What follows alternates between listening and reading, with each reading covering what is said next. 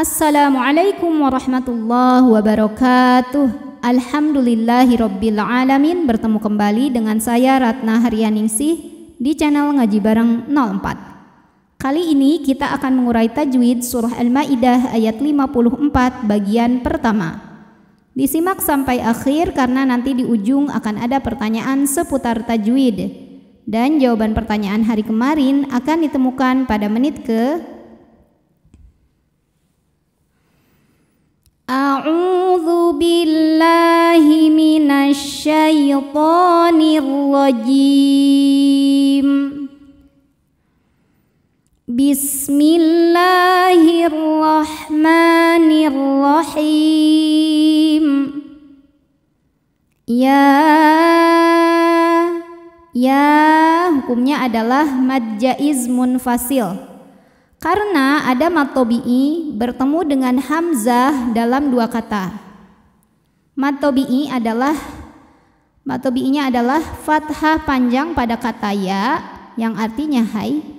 Hamzahnya ini alif yang ada harokat fathahnya pada kalimat kedua yaitu ayyuha. Maka dibaca panjang ya-nya boleh 4 boleh 5 harokat. Jadi walaupun penulisan mad tabi'i dengan hamzahnya bersatu, ini secara makna terpisah. Jadi disebut dengan mad jaiz munfasil hukmi. Cara bacanya ya dipanjangkan boleh 4 boleh 5 harokat. Ya tasydid yang tidak didahului tanwin atau nun sukun maka cukup dibaca menggunakan nabar. Jadi agak dinaikkan intonasi suara kita. Ya ayyuha. Ketika berhenti di ha, ini hukumnya adalah mad tabi'i dhahiri. Sebab ada alif yang didahului harokat fathah. Maka huruf ha ini kita panjangkan 2 harokat. Namun jika diwasol, madnya ini gugur, haknya jadi pendek. Ya ayyuhal. Namanya takhallus bil hadfi. Kenapa? Karena ada pertemuan 2 huruf sukun. Sukun pertama alif, sukun kedua lam sukun. Pada lam tasydid ada lam sukunnya, lam sukun dan lam fathah. Ketika sukun bertemu sukun maka tidak bisa dibaca. Jadi sukun pertama dilepaskan. Ya ayyuhal. Alif lamnya dinamakan dengan alif lam syamsiyah. Sebab alif lam menghadapi huruf syamsiyah yaitu lam. Kenapa huruf syamsiyahnya lam? Karena tadi kalau lamnya tasydid maka lamnya ada 2, lam sukun dan lam fathah. Jadi kita langsung masukkan ke lam yang fathah. Alladzi hukumnya adalah mad tabi'i dhahiri. Sebab ada ya sukun didahului harokat kasroh, maka huruf dzal panjang 2 harokat. Alladzina mad badal. Sebab ada hamzah yang dipanjangkan. Alif kalau ada harokatnya maka pada hakikatnya adalah hamzah. Maka a panjang 2 harokat.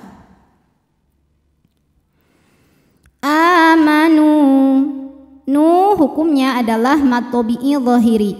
Sebab ada waw sukun didahului harokat dhammah. Maka huruf nun panjang 2 harokat. Alladzina amanu may ada hukum idgham bi gunnah. Sebab ada nun sukun menghadapi huruf ya. Maka nun sukun dileburkan ke ya may disertai bunyi dengungan. Jadi kita tahan. Mayyar. Huruf ra sukun dibunyikan secara tafkhim karena huruf sebelumnya berharokat fathah. Maka ra-nya tebal. Mayyartadda minkum. Min ada hukum ikhfa ab'ad. Sebab ada nun sukun yang menghadapi huruf kaf. Maka bunyi nun disamarkan siap-siap menuju kaf disertai bunyi dengungan. Dan ini dengungnya besar ya karena kaf makhrajnya jauh dari nun. Minkum, kum. Ada hukum idhar syafawi karena mim sukun menghadapi huruf selain mim dan ba. Di sini hurufnya adalah huruf ain. Maka mim sukun kita bunyikan dengan jelas. Minkum ada hukum ikhfa aqrab. Sebab ada nun sukun yang menghadapi huruf dal. Maka bunyi nun sukun ini samar-samar, siap-siap menuju makhraj huruf dal disertai bunyi dengungan. Nah, kalau yang ini dengungnya sedikit karena dal ini makhrajnya dekat dengan nun. Jadi tidak ya. Suara di mulut masih banyak, aliran suara yang keluar dari mulut masih banyak.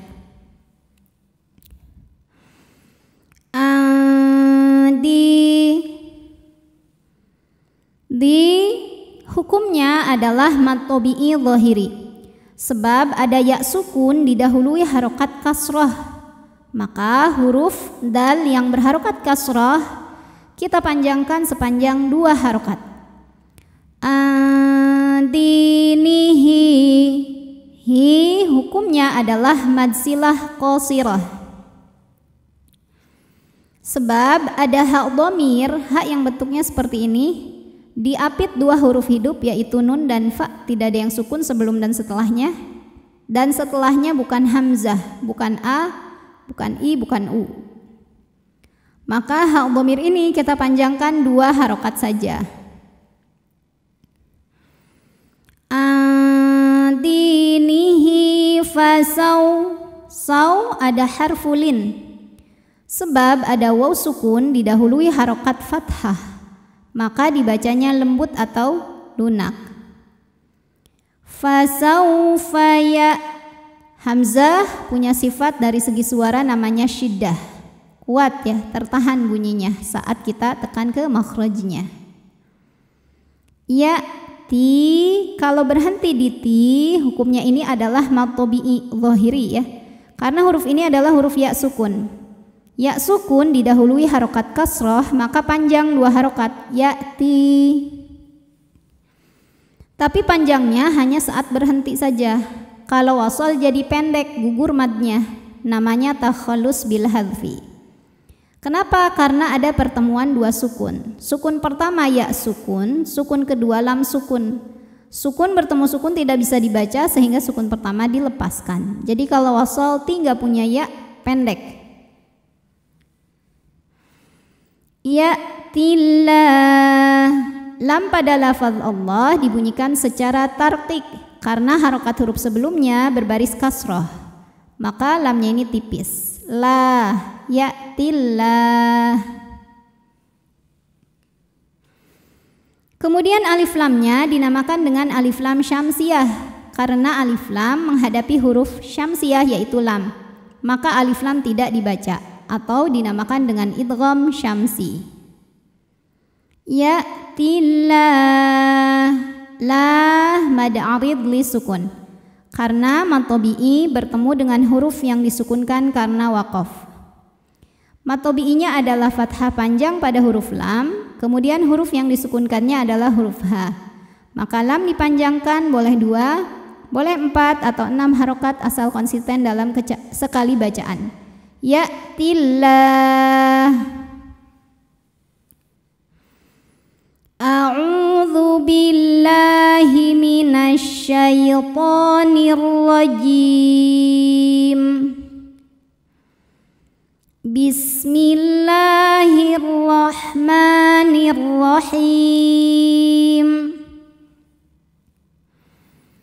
Ya ayyuhalladzina amanu man yartadda minkum an dinihi